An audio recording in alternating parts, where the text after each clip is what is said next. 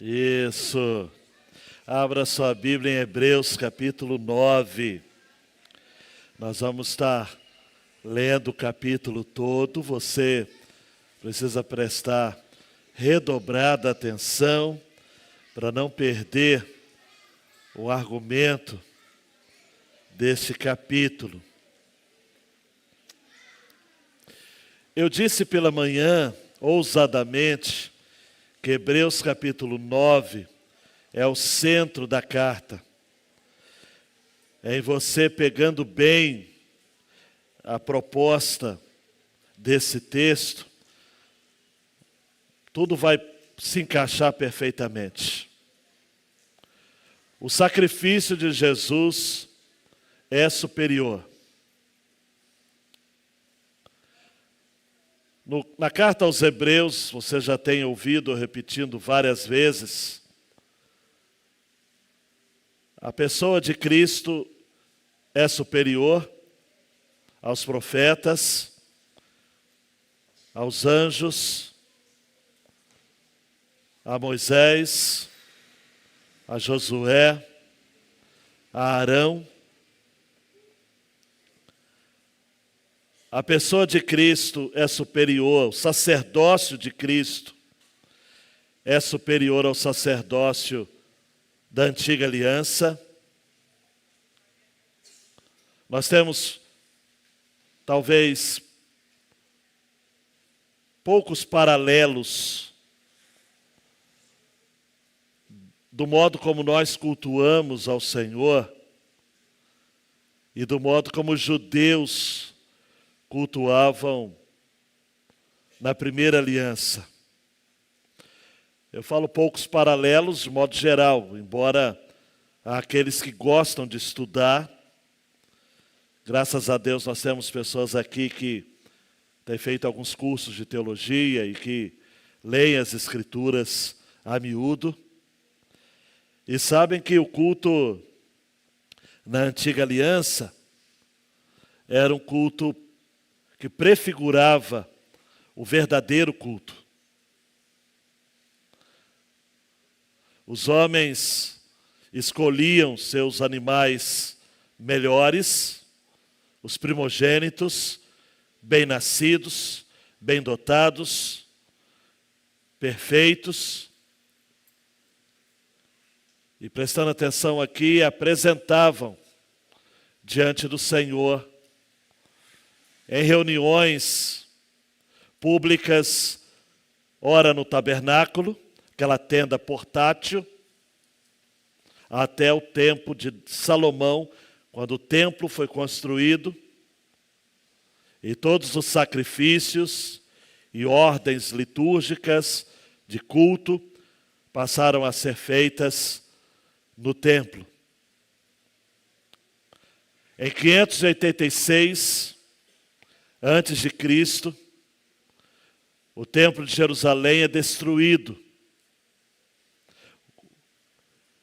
Israel fica desterrado, forasteiro, no exílio babilônico, que vai durar 70 anos. De volta à terra,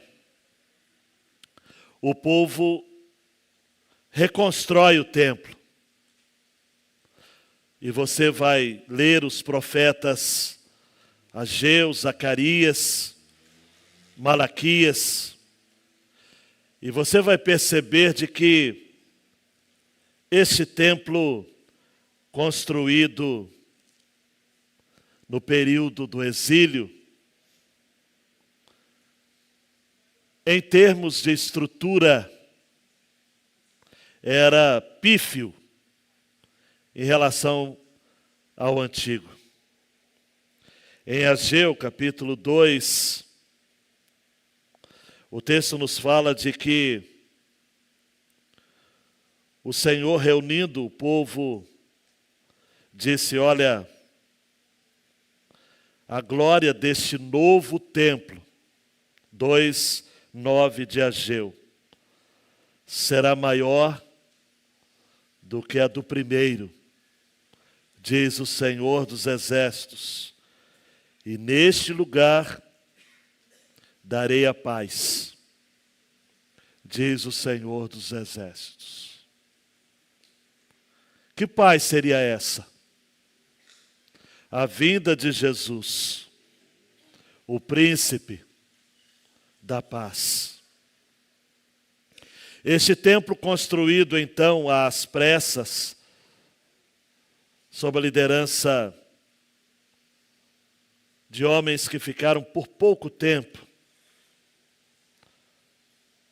como Zorobabel, como Esdras, como Neemias. Ao longo então de 4 séculos, Israel se tornou um corredor de homens que perverteram a tradição de culto. Nesse período, por exemplo, um dos generais mandatários daquela região, quem conhece um pouco da história, ali por Flávio Josefo e outros autores, um sujeito chamado Etíoco Epifânio, ele chega a sacrificar uma porca no templo de Jerusalém. Você sabe muito bem que o porco é um animal dito por imundo. Esse episódio foi profetizado por Daniel, quando chamou de abominação desoladora. Um ultraje.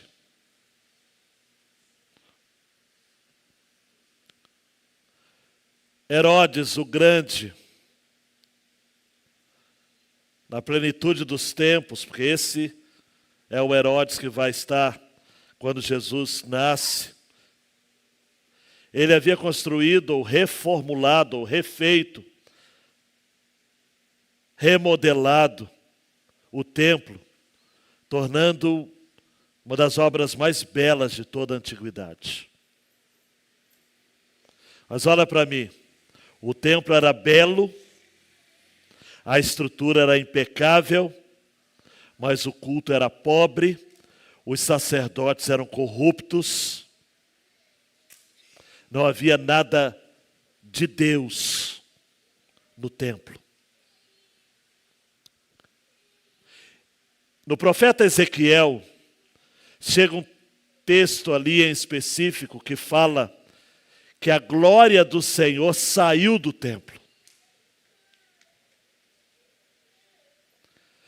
E que chegaria um tempo que a glória do Senhor retornaria ao templo. Nesse contexto, amados, Jesus enfrentou no período da sua vida uma severa oposição desses religiosos que tinham casca, mas não tinham conteúdo. Lideravam um culto formal, mas que não tinha vida. Porque eu repito, Deus não estava mais no templo. Em Marcos capítulo 11,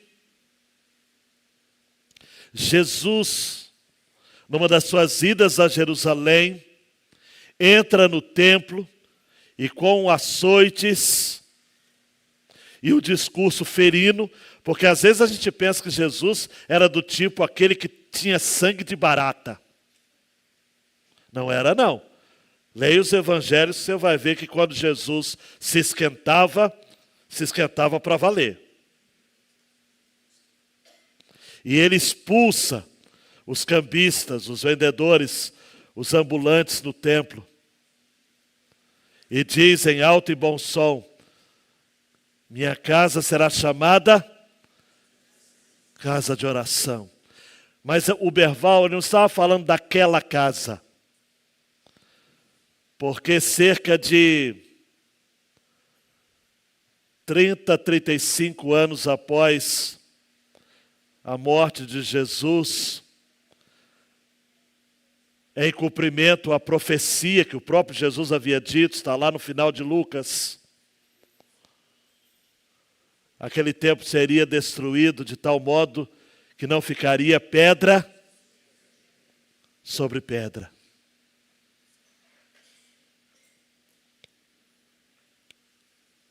O autor aos Hebreus está olhando para o templo em Jerusalém e por revelação ele sabe que aquele templo seria destruído. Porque Eudato, junto com outros comentaristas, obviamente, a carta aos Hebreus no ano 65. E a destruição do templo foi no ano 70. E ousadamente, olhe para mim, o autor aos Hebreus diz assim: tudo que vocês estão vendo lá é uma mentira. É ultrapassado. Deus não está mais no templo. Deus não está mais recebendo aquele culto. Porque agora, nós os cristãos, temos em Jesus o sacerdote e o sacrifício ministrado por nós, trazendo-nos eterna redenção. O culto vivo passa a ser um culto onde Jesus está no centro. Dando um clique, Mateus, é a mensagem principal desse capítulo 9. O centro do culto cristão é a celebração de quem Jesus é e o que ele veio fazer por nós na cruz do Calvário. Queridão, olhe para mim, porque isso é o mais radical de tudo que eu tenho para lhe dizer nessa noite. Se o seu culto não tem como centro Jesus, você está prestando um falso culto. Você está perdendo seu tempo aqui.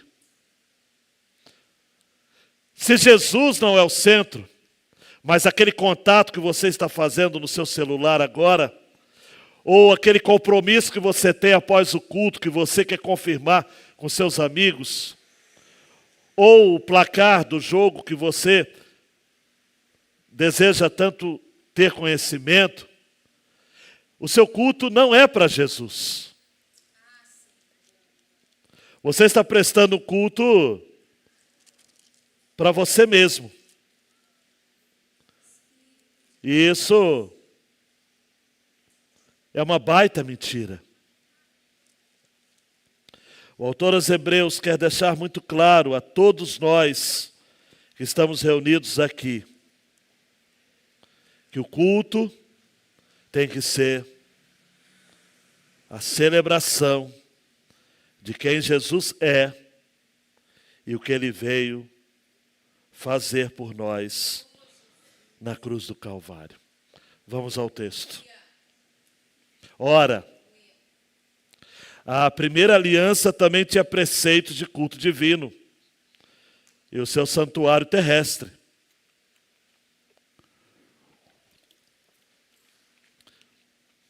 Porque foi edificado em um tabernáculo, cuja parte da frente, onde estava o candelabro, a mesa e os pães da proposição, se chama o santo lugar. Por trás do segundo véu se encontrava o tabernáculo, que se chama Santo dos Santos, ao qual pertencia um altar de ouro para o incenso e a arca da aliança totalmente coberta de ouro, na qual estava uma urna de ouro contendo maná, o bordão de Arão que floresceu, as tábuas da aliança. Sobre a arca estavam os querubins de glória, que com a sua sombra cobriu o propiciatório.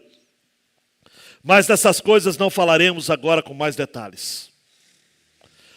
Se eu parar aqui, eu fico pensando, poxa vida, é que o autor inspirado sabe o que estava fazendo, mas se fosse eu junto desse autor, eu diria, fala mais, fala mais.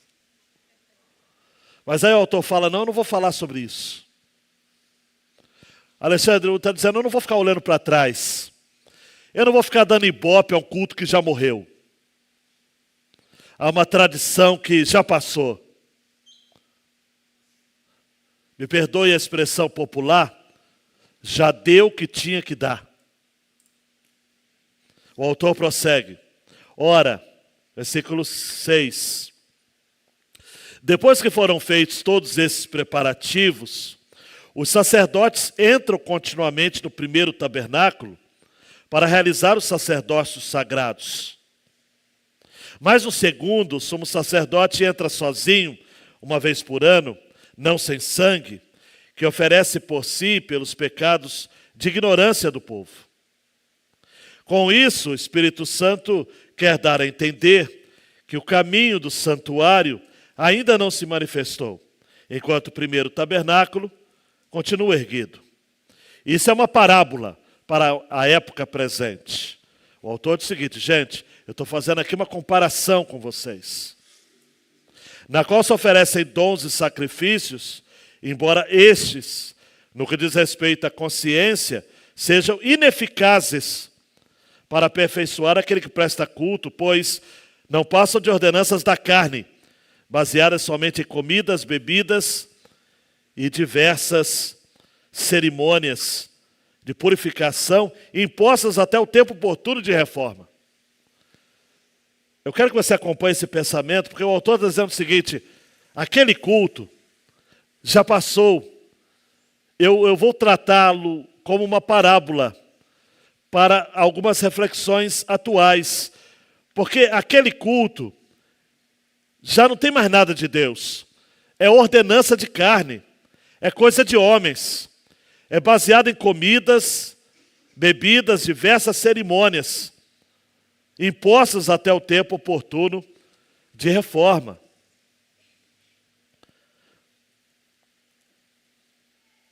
Não vale mais, não é para a gente. E daí ele diz, versículo 11: quando, porém, Cristo, aleluia, veio como sumo sacerdote dos bens já realizados, mediante o maior e mais perfeito tabernáculo. Qual é esse tabernáculo? Onde está esse tabernáculo? Não feito por mãos humanas, quer dizer, não desta criação, e não pelo sangue de bodes e de bezerros, mas pelo seu próprio sangue. Ele entrou no santuário, na sua Bíblia deve estar santuário com S maiúsculo. Se sim, diga amém, maiúsculo. Se não, troca de versão. Santuário, uma vez por todas, e obteve uma eterna redenção. Esse tabernáculo está no céu, amados. O nosso culto aqui é uma cópia do culto do céu. Os anjos cultuam com a igreja. O nosso modelo de culto aqui não é mais o de Moisés. O nosso modelo aqui é o modelo de Jesus, que disse à mulher samaritana: vocês precisam me adorar em espírito e em verdade. E aquilo que mais tarde o autor bíblico vai dizer: vocês precisam prestar sacrifícios de louvor, lábios que professam o meu nome. Já não é mais relacionado à estrutura, olhe para mim, a forma. Não tem nada mais a ver com animais sangrentos, sacerdotes paramentados, todos aqueles ritos de dias santos, de comidas santas, de bebidas santas. Não, não. Agora o culto é por meio de Jesus. Se isso é debaixo de uma árvore, lá no Haiti, se é numa cabana, na Nigéria, se é num térreo de um prédio, na China comunista, não importa onde esteja, se é nos escombros, numa igreja batista em Kiev, capital da Ucrânia, qualquer lugar onde está Jesus, o culto a Ele está assegurado. Só precisa de Jesus. Onde estiverem 2 ou 3 reunidos em meu nome, eu estarei no meio. Eu quero estar com Jesus. Eu me lembro do grande Henrique Araújo, diretor do Betel. Ele diz isso repetidas vezes. Eu estou tanto com Jesus, ele diz ao Almir, que se um dia descobrir que a verdade é uma coisa e Jesus é outra, eu fico com Jesus e eu abandono a verdade. Eu estou tanto com Jesus que se eu chegar no céu e Jesus não tiver, eu falo, eu não vou para o céu, porque eu prefiro a Jesus. Jesus é tudo. Há uma música assim, um hino, né? Jesus é tudo para mim. Tudo para mim.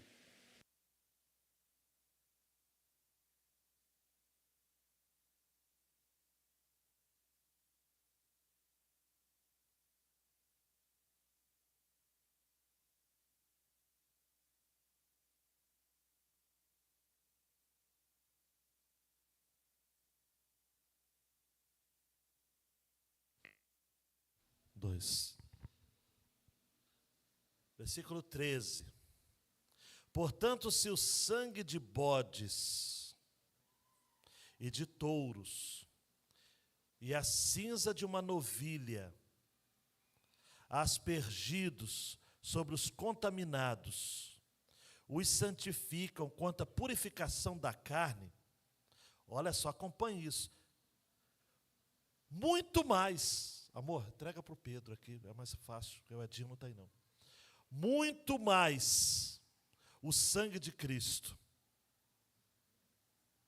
que pelo Espírito eterno, a si mesmo ofereceu sem mácula a Deus, purificará nossa consciência de obras mortas, para servirmos ao Deus vivo. Por isso mesmo, Ele é o mediador da nova aliança. Ele vai repetir essa expressão do capítulo 8. A fim de que os que foram chamados recebam a promessa da herança eterna, visto que houve uma morte para a remissão das transgressões que foram cometidas sob a primeira aliança. Porque onde há um testamento, é necessário constatar a morte de quem o fez. Sim, porque um testamento só é confirmado depois da morte de quem o fez. Pois de maneira nenhuma um testamento tem força de lei enquanto ainda vive quem o fez. Isso vale até hoje, não vale, gente? Por isso, nem a primeira aliança foi estabelecida sem sangue. Porque havendo Moisés proclamado a todo o povo todos os mandamentos conforme a lei, pegou o sangue dos bezerros e dos bodes com água lantingida de escarlate e isopo e aspergiu não só o próprio livro, como também todo o povo, dizendo: este é o sangue da aliança que Deus ordenou para vocês.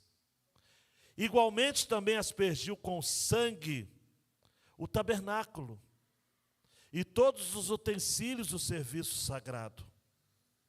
De fato, segundo a lei, quase todas as coisas são purificadas com sangue. E sem derramamento de sangue não há remissão. Era necessário. Você que acha essa questão de redenção pelo sangue algo muito, ai, que nojo. Era necessário. Portanto, que as figuras das coisas que estão nos céus fossem purificadas com tais sacrifícios. Mas as próprias coisas celestiais requerem sacrifícios superiores àqueles. Porque Cristo não entrou em santuário feito por mãos humanas, figura do verdadeiro santuário, porém no próprio céu, para comparecer por nós diante de Deus, agora, por nós diante de Deus. Ele não entrou para oferecer a si mesmo muitas vezes, como o sumo sacerdote entra todos os anos no Santo dos Santos com sangue alheio. Se fosse assim, ele precisaria ter sofrido muitas vezes desde a fundação do mundo. Agora, porém, ao chegar o fim dos tempos, ele se manifestou uma vez por todas, para aniquilar o pecado por meio do sacrifício de si mesmo. E assim como aos homens está ordenado morrerem uma só vez, vindo depois disso o juízo, assim também Cristo, tendo se oferecido uma vez por todas, para tirar os pecados de muitos, aparecerá segunda vez, não para tirar pecados, mas para salvar aqueles que esperam por Ele. Ore mais uma vez ao Senhor e coloca diante dEle esse alvo de refletir nesse tempo que nos resta acerca dessa temática.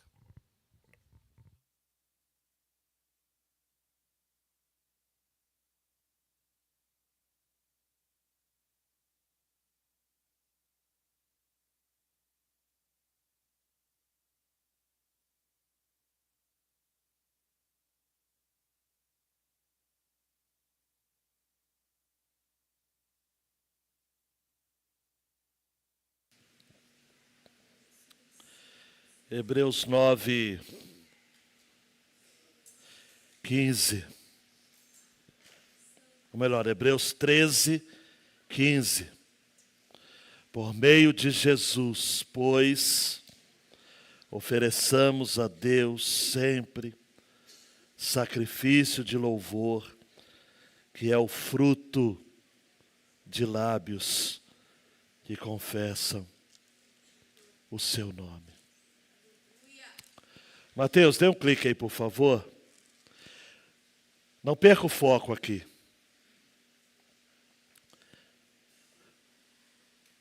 Saiba de uma coisa. O modelo de culto da antiga aliança está ultrapassado. Aquilo que nós encontramos no culto da primeira aliança, está lá em Êxodo capítulo 25, não vale para nós mais. O templo de Jerusalém abrangia uma área de 300 metros de largura por 480 metros de comprimento. As pessoas frequentavam o templo de acordo com os círculos de santidade. Círculos de santidade é um termo bonito para dizer acepção de pessoas. Os gentios, os não-judeus, permaneciam na parte externa do templo. Não tinham permissão nenhuma, preste atenção, de penetrar na parte interna do templo. Haviam placas de advertência dizendo: se passar deste ponto, vocês serão mortos. Quando chegavam na parte de dentro, Andressa, as mulheres só podiam ficar em um recinto apropriado para elas. E você ainda está engolindo a lorota das feministas que diz que o cristianismo é uma religião machista? Não. O judaísmo era. O cristianismo não. As mulheres ficavam isoladas dos homens. Somente os homens poderiam entrar na parte mais central, chamada de pátio. Daquele ponto, mesmo os homens judeus não poderiam avançar, porque devido aos serviços de culto, só entravam no santo lugar os sacerdotes. E dentre os sacerdotes, havia o sumo sacerdote, que era o único que tinha acesso àquilo que havia depois da cortina, onde havia a mesa do propiciatório, a mesa da propiciação, e havia a arca da aliança. Apenas o sumo sacerdote, uma vez por ano. Isso é em Êxodo 25. No tempo de Jesus, o templo reunia sacrifícios diversos, prescritos pela lei, mas haviam agentes infiltrados vendendo animais no pátio do templo. Ali havia catadores de lenha, haviam zeladores, cantores. Sacrifícios eram prestados diariamente, 2 cordeiros de 1 ano, um de manhã, outro de tarde. E alguns sacrifícios privados para a reparação das faltas. Nós não temos noção, preste atenção, do número de animais sacrificados. Se hoje nós temos grupos aí que defendem os animais, os militantes, nesse tempo, esses militantes iriam fazer a festa.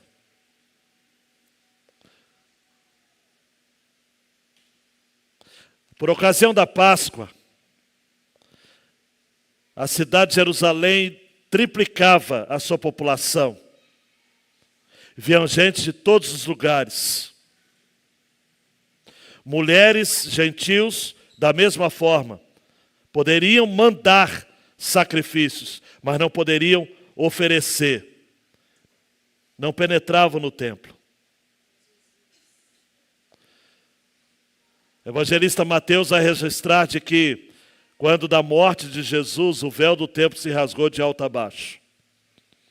Isso não é uma curiosidade apenas pontual. Foi liberado o acesso de todos ao lugar mais santo. Em Jesus as mulheres podem chegar junto. Os gentios podem entrar. Paulo vai escrever aos Efésios dizendo que dos 2 povos, judeus e não judeus, Jesus fez uma nova humanidade. O culto agora é democrático. Todos podem ter acesso. Venham, venham. Aquilo que Isaías anunciou. Venham, vinde, comei, comprai, bebei, vinho e leite. Comprai sem preço. Está valendo agora. O culto está liberado. Está liberado. Está tudo liberado. O tabernáculo, amados, é coisa do passado. O culto na aliança antiga não existe mais entre nós. Aquilo que ele representava, e Luiz Saião vai dizer, o mestre, não é? De que o tabernáculo representava presença libertadora, presença orientadora e presença exigente. Tudo isso se cumpriu em Jesus. Aquilo que Êxodo 29, 45 profetizou, e habitarei no meio dos filhos de Israel e serei o seu Deus, foi cumprido em Jesus. É interessante, queridão e queridona, de que o véu foi rasgado de alto a baixo. A iniciativa foi de Deus, é sempre dele, sempre, sempre dele. É interessante que a palavra hebraica para véu vem da raiz separar. O véu que fechava o acesso ao Santo dos Santos foi rasgado. Logo, toda separação acabou. Eu me lembro, adolescente, eu cantava, o véu que separava.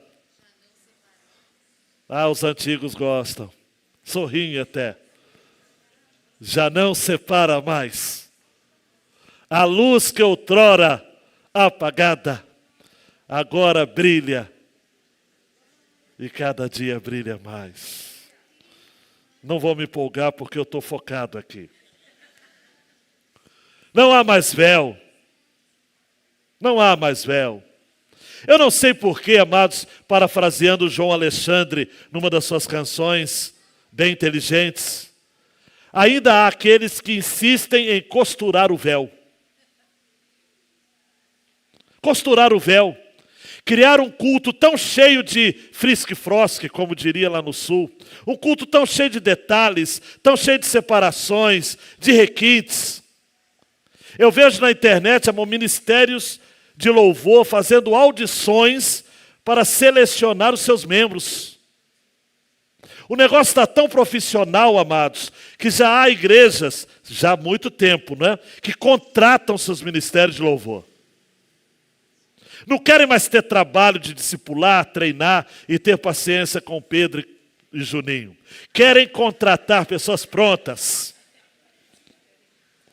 Não querem ter desgastes. Já não é mais a igreja que canta.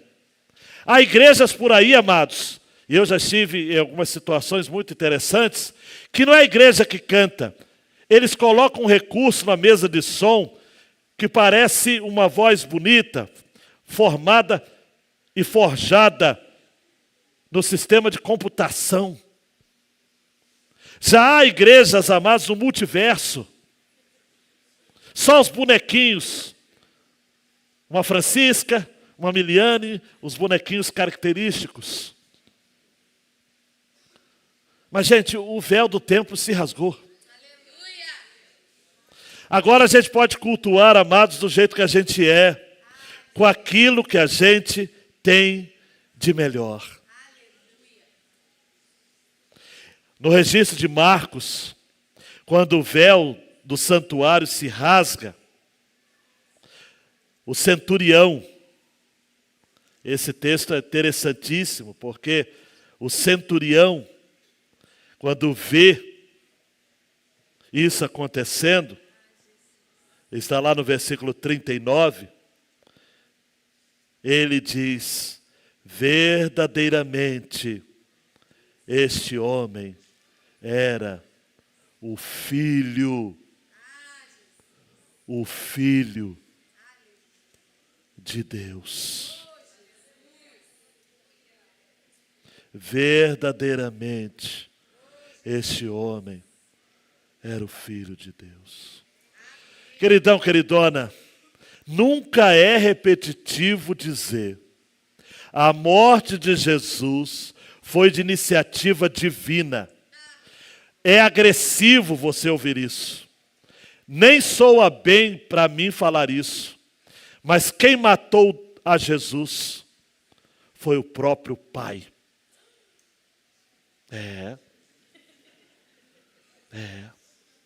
A morte de Jesus foi da iniciativa divina, para que o homem pudesse ter comunhão íntima com Deus. Somente o Filho de Deus poderia aplacar a ira que Deus tinha em relação aos nossos pecados. Nenhum sacerdote poderia intermediar esta aliança. Precisou que Deus matasse o seu Filho para que nós tivéssemos vida nele, através dele. Para que fosse verdade aquilo que Hebreus vai dizer no capítulo 4. Portanto, aproximemo-nos do trono da graça com confiança, a fim de recebermos misericórdia e encontrarmos graça para ajuda em momento oportuno. Não há mais restrições, gente. Não há mais restrições. Os adventistas, amados, têm músicas belíssimas, mas eles são os que costuraram o véu. Porque eles colocam tantas cobranças na área da dieta, de guardar sábado, disso, daquilo, que para eles o véu ainda está restrito. Não vou entrar em discussão se são salvos ou não, mas que eles costuraram o véu, costuraram. Para não ficar só nos adventistas, existem alguns evangélicos também, hoje, algumas igrejas que fazem isso. É tanta regra, amados. É tanta campanha. É tanta corrente. Gente, a pessoa luta para ser liberta por Jesus, chega na igreja, tem corrente. É uma coisa de louco isso. Se é para ter corrente, fica no mundo. Porque Satanás é que gosta de corrente. Não há mais restrições, amados. Eu e você agora, preste atenção, temos acesso irrestrito à presença do Pai.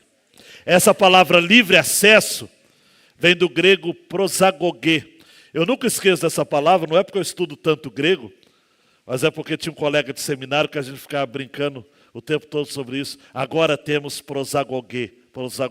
Aí fiquei com isso. Livre acesso.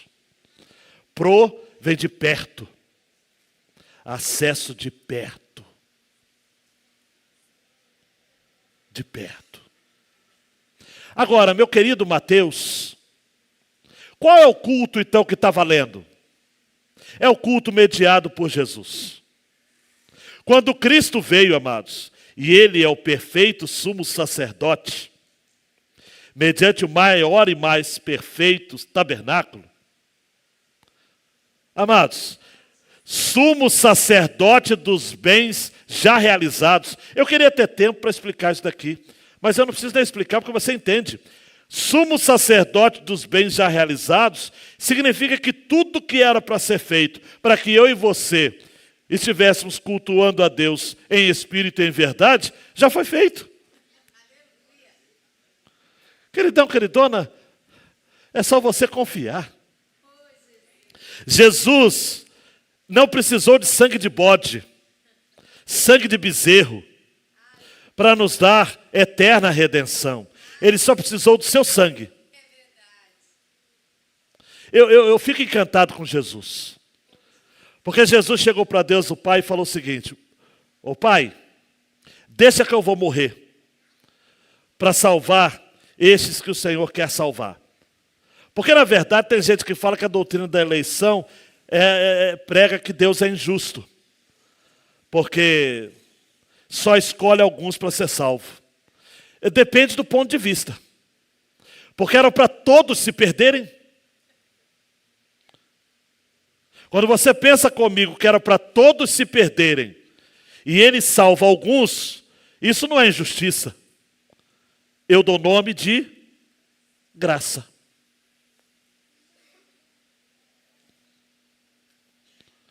E aí eu fico pensando, Adonias, respeitosamente. O pai falou: você quer o sangue de qual animal, meu filho, para derramar? Tem de bode, tem de bezerro. Jesus falou: não, eu vou entregar o meu sangue. Porque o sangue de bodes e de bezerros, na antiga aliança, salvava por algum tempo. Por isso que tinha que ser feito repetidas vezes. Sangue de bode e de cordeiro significa uma aliança falsa, passageira, falta de compromisso, não é uma aliança confiável. E Jesus é altamente confiável. Por isso que o autor aos Hebreus começa a sua carta dizendo, logo nos 2 primeiros versos: antigamente Deus falou muitas vezes e de muitas maneiras aos pais, pelos profetas, mas nesses últimos dias nos falou pelo Filho, a quem constituiu herdeiro de todas as coisas e pelo qual também fez o universo. E Hebreus 13:12 vai dizer: por isso também Jesus, para santificar o povo, pelo seu próprio sangue, sofreu fora da cidade. Queridão, queridona, coloque uma coisa na sua cabeça. Isso se a teologia desse texto for forte demais para você. Jesus optou em derramar o seu sangue. Ele decidiu. Tudo leva a crer que no eterno conselho da Trindade, antes da fundação do mundo, tudo leva a crer que o Pai lhe deu outras opções. Mas o autor aos Hebreus vai dizer que ele, por obediência, sofreu o que tinha de sofrer. Aí você fala: mas pastor Ezequias, calma. Johnson está tirando que Deus deu a ele outras opções. Porque diz que ele obedeceu. A obediência pressupõe a consideração à desobediência. É meio filosófico, meio batido, mas vale a pena. Só se obedece quando se decide obedecer. Porque senão não é obediência, é imposição. Por isso que Jesus disse, ou melhor, por isso que o autor disse aqui, versículo 23, era necessário. Jesus, como mediador da nova aliança, era necessário derramar o seu próprio sangue. Era necessário. Porque ele não poderia mediar apenas intelectualmente. Ele não poderia mediar por conta daquilo que você viria a ser, ou do que você viria a crer, como alguns irmãos nossos pentecostais e alguns batistas acreditam. Não, a eleição foi com base naquilo que Deus previu. Não. Se a eleição fosse com base naquilo que ele previu, a salvação seria por obras. Porque ele iria prever algo que você iria fazer em relação a ele. Ele não previu, ele decidiu. Ele decretou. E por isso, na mediação, ele estabeleceu o seguinte princípio. Preste atenção aqui, por favor. Se você entender isso, a carta aos Hebreus nunca mais será lida de outra forma. O filho decidiu morrer. O pai decidiu matar o seu filho. Para que nós, eleitos pelo Pai desde a eternidade, pudéssemos ter paz com Deus. Sendo, pois, justificados por Cristo. Romanos 5. Temos paz com Deus. Pelo qual obtivemos também acesso, pela fé, a esta graça, na qual estamos firmes e nos gloriamos na esperança da glória de Deus. Em Hebreus, nesse texto clássico que lemos, a obra de Cristo é comparada ao dia da expiação. E meu mestre, Millar Erickson, nos ajuda a ver isso. E o sacrifício que Cristo ofereceu não foi de sangue de bodes, nem de bezerros, seu próprio sangue, e ele obteve eterna redenção. A morte de Cristo, de uma vez por todas, expia os pecados de toda a humanidade. Erickson fala mais. A morte de Cristo, o sangue de Cristo, possui um valor infinito, porque cobriu todos os pecados de todos os homens de todos os tempos. A antiga aliança, isso é muito importante, tinha um valor finito, porque perdoava os pecados daquele que oferecia o sacrifício. E o outro ano tinha que fazer de novo. E no outro ano, de novo. E no outro ano. E no outro ano. O sangue de Cristo não. Um valor infinito. Por isso que João vai dizer em sua primeira carta, capítulo 4, versículo 10. Nisto consiste o amor. Não em que nós tenhamos amado a Deus, mas em que Ele nos amou e enviou seu Filho como propiciação, satisfação plena pelos nossos pecados. Se segurem na cadeira. Vou citar uma poesia aqui, citada por Erickson.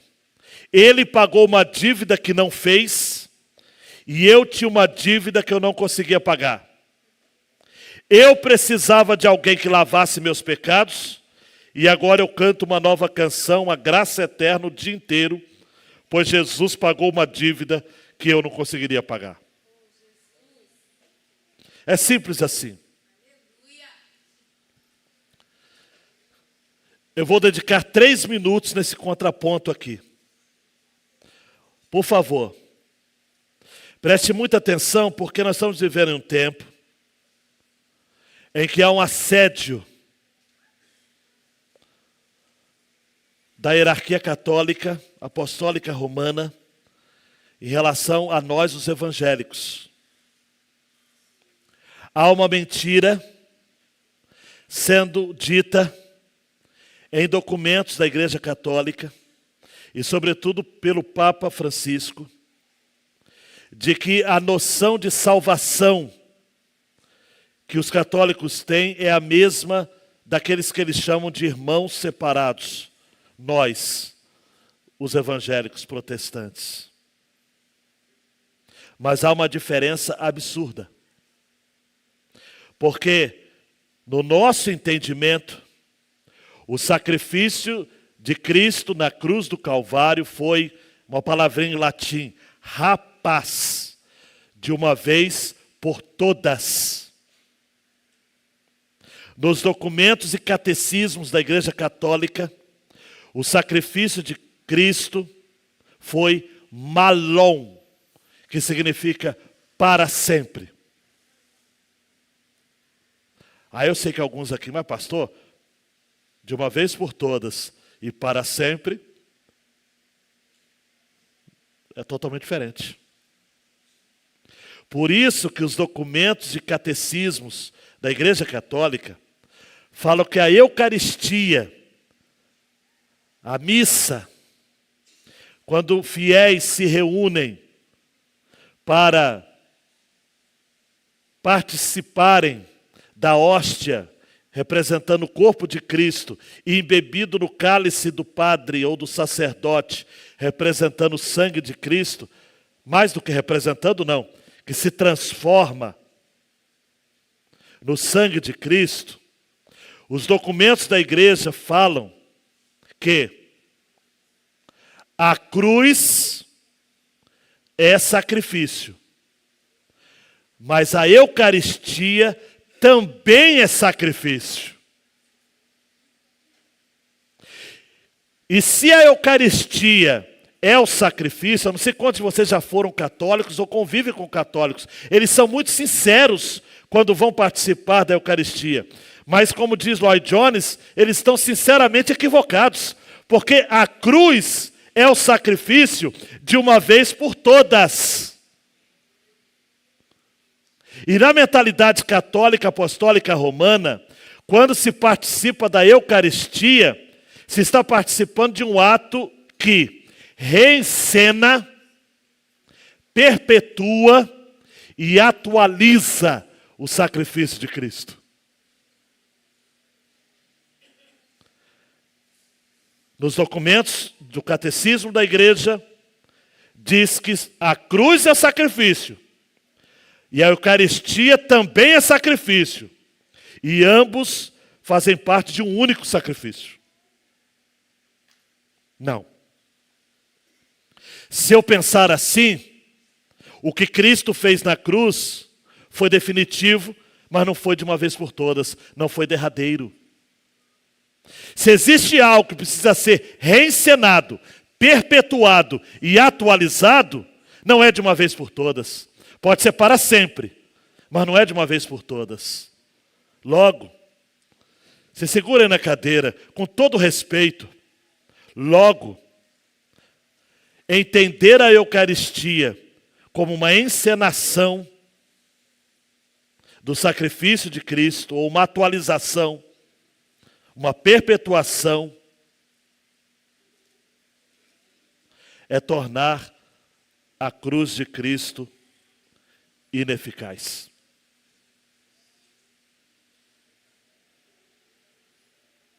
É ter a Eucaristia como um suprimento necessário para tornar a cruz eficaz. Mas olha para mim, não é isso que a Bíblia diz. 1 João 3,5. Vocês sabem que ele se manifestou para tirar os pecados e nele não existe pecado. Hebreus 7, 26 e 27. Porque nos convinha o sumo sacerdote como este, santo e culpável, sem mácula, separado dos pecadores, exaltado acima dos céus, que não tem necessidade, como os outros sumos sacerdotes, de oferecer sacrifício todos os dias, primeiro por seus pecados e depois pelos do povo, porque fez isso uma vez por todas. Repita comigo, uma vez por todas. Uma vez por todas. Quando a isso ofereceu. Queridão, queridona, coloca uma coisa na sua cabeça. Aquilo que Cristo fez por nós não precisa de atualização, perpetuação ou encenação. Versículo 26 de Hebreus 9. Se fosse assim, ele precisaria ter sofrido muitas vezes. O pensamento católico apostólico romano, em tese, significa, sabe o quê? Que a cada vez que celebra-se a missa, Jesus está morrendo novamente. E Jesus está se sacrificando novamente. Aí acabou. Aquilo que nós encontramos aqui não é verdade. Ele se manifestou, versículo 28, uma vez por todas, para aniquilar o pecado por meio do sacrifício de si mesmo.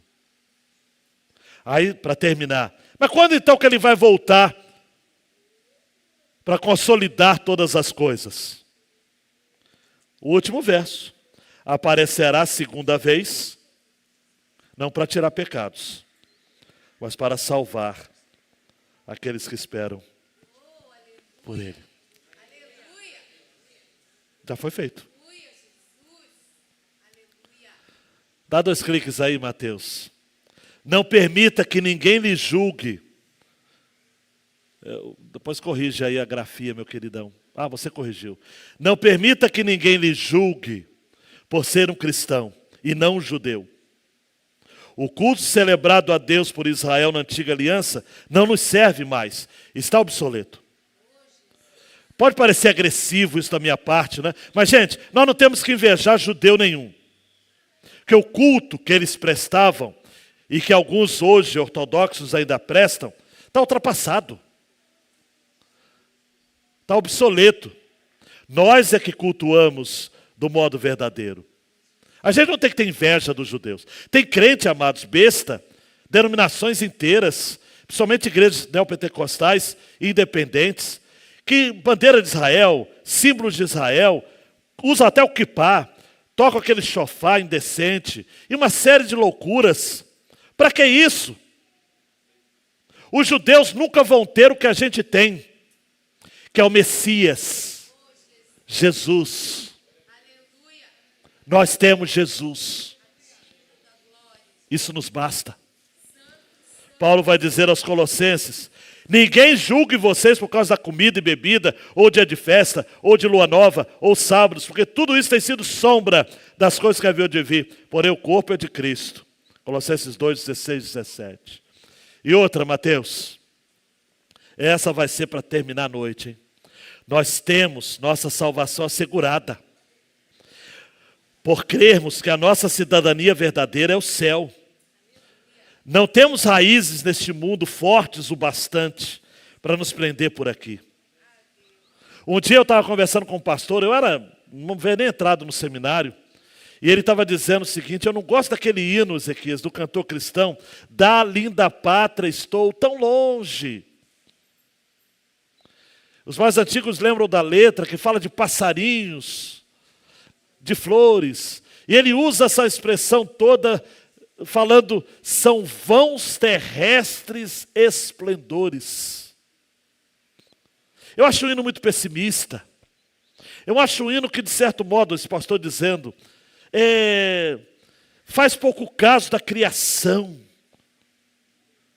Depois de algum tempo eu entendi que aquele pastor estava equivocado. O que o autor sacro estava querendo dizer é que em comparação, preste atenção aqui, hein?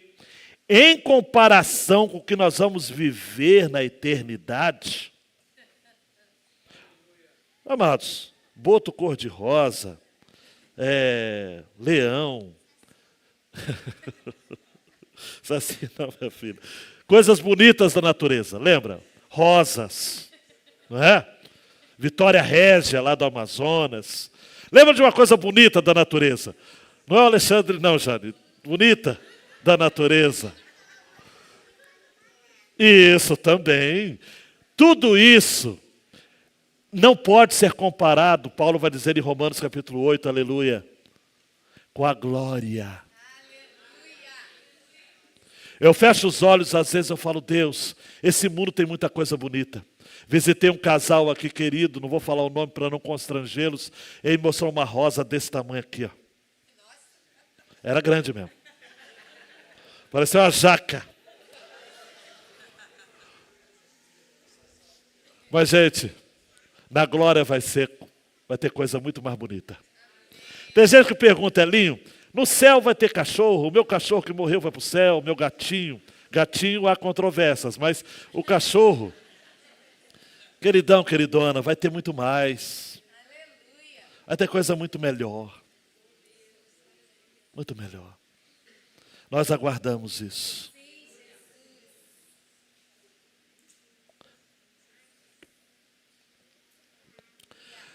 Os cristãos, dá um clique, sempre sofreram, amados. E daqui a pouco nós vamos celebrar a ceia, que representa isso mesmo, sofrimento.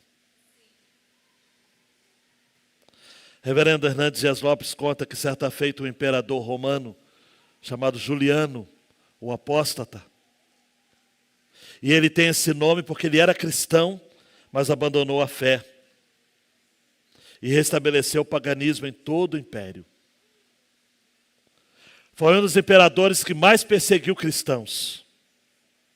Derramou muito sangue inocente.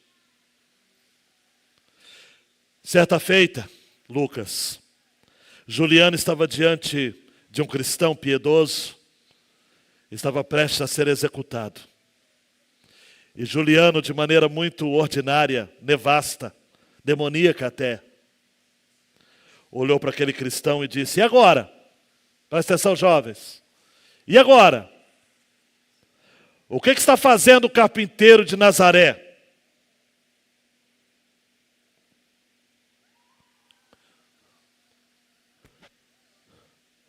Aquele cristão nem ergueu a sua voz. Respondeu com brandura. Ele está cortando a madeira para fazer seu caixão.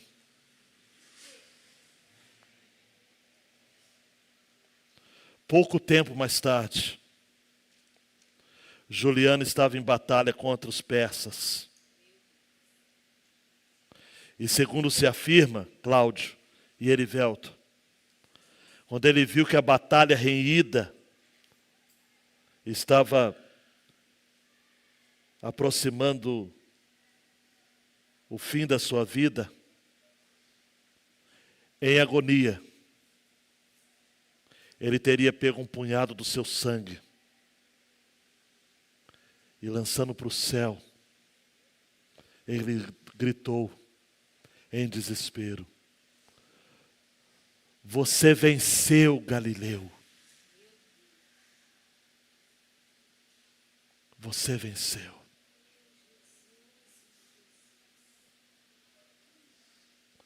Ninguém, amados,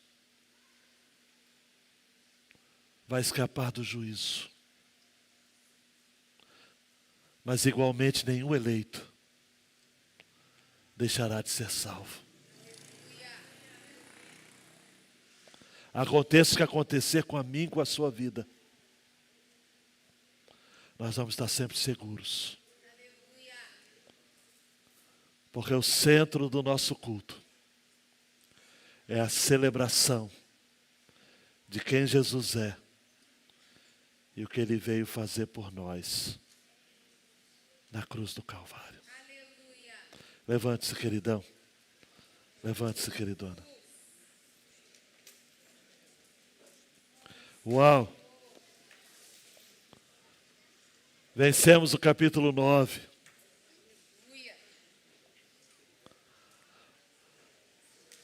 Para de invejar o culto antigo, da antiga aliança. Celebre em Jesus o culto novo.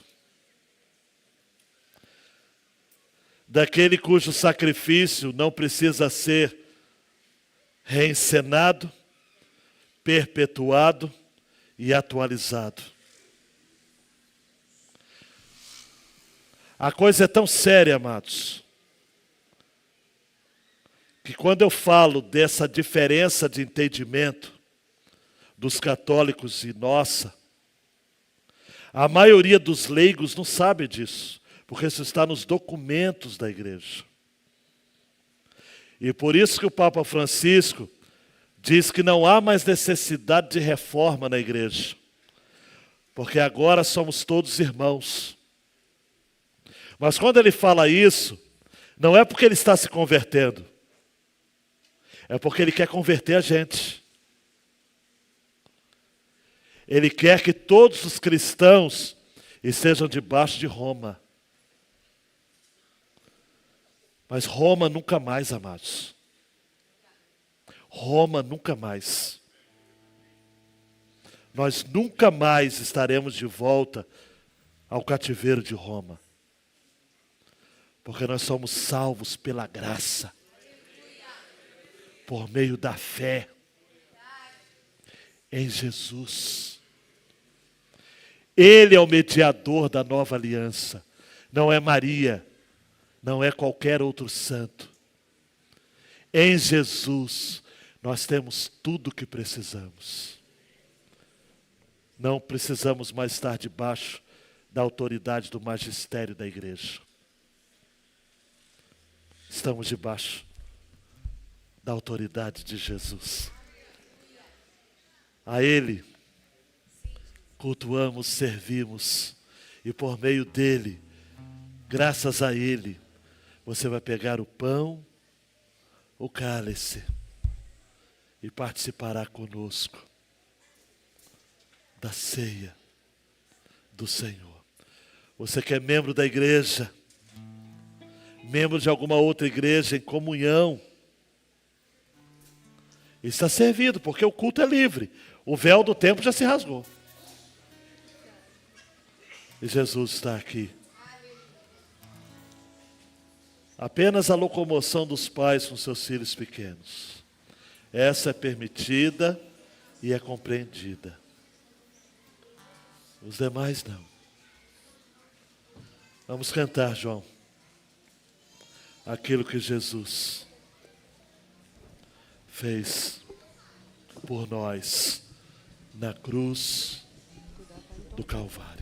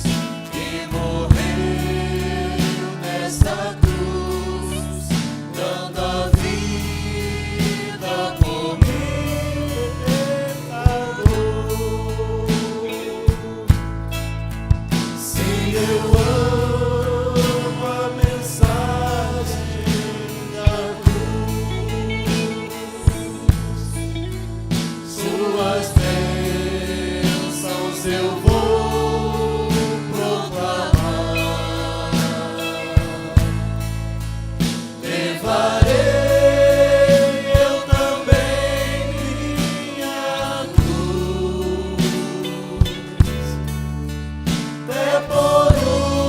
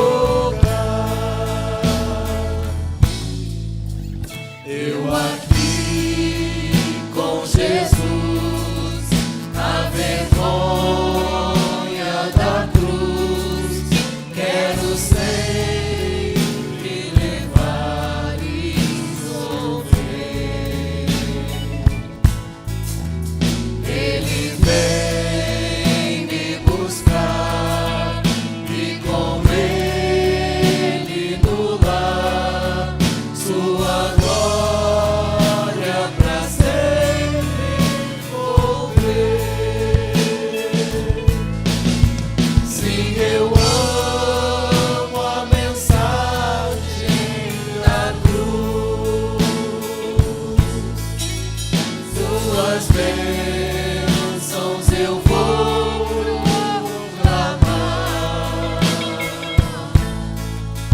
Levarei eu também minha cruz,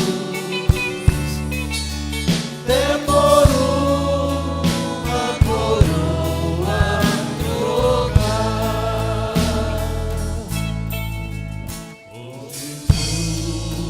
Se erigiu, ela ao dia fugiu, revelando vergonha e pavor. Mas eu amo a Jesus que morreu nessa cruz, dando a vida por mim, pecador. Sim, eu amo a mensagem da cruz. Suas bênçãos